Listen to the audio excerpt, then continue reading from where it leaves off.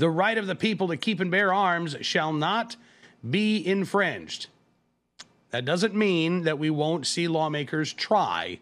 As a matter of fact, they may very well pass bills that would infringe on your right to keep and bear arms. Thankfully, that's why we have the courts. And around the country, you know, we've been talking about a number of state legislators that have veto-proof anti-gun majorities. Illinois is one of them. And Senate Bill 107 has now been introduced in the state of Illinois. That would be a semi-auto ban in the state. Now, this bill in particular, right now anyway, has a grandfather provision where if you currently own said firearm, you would have to register it with the state of Illinois, and then you would be allowed to keep it.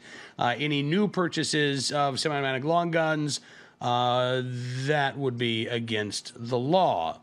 As you can imagine, there are plenty of Illinois residents who are not particularly thrilled about this proposal. Take a listen. Our Second Amendment rights are sacred to we as Americans, and here in Southern Illinois, we're not going to tolerate it. I understand people don't want to have school shootings and church shootings and whatnot, but in bills like this, you're attacking legal firearms owners because of bad actors. I'm calling on common sense, conservative Democrats that also control this part of the state to say, no, we've had enough of the gun grabs in the state, and we're not going to tolerate it anymore. Now is the time to ban the weapons of war from our streets.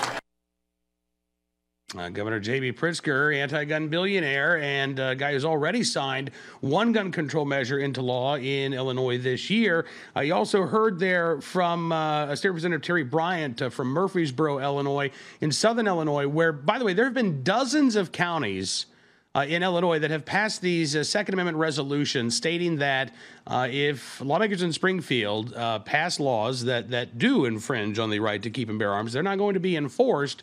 They're in these counties. That sets up a potential legal battle down the road, but it also shows, again, where a lot of the opposition to these gun control proposals is coming from.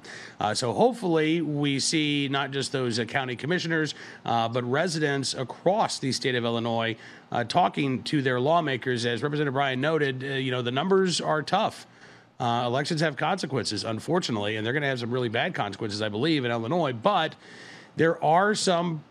Look, the right to keep bear arms is a nonpartisan right. It's not a right of Republicans. It's not a right of Democrats. It's not a right of independents. It's a right of all law-abiding Americans. And you will find Second Amendment supporters on both sides of the aisle in the Illinois legislature. So don't write one party off.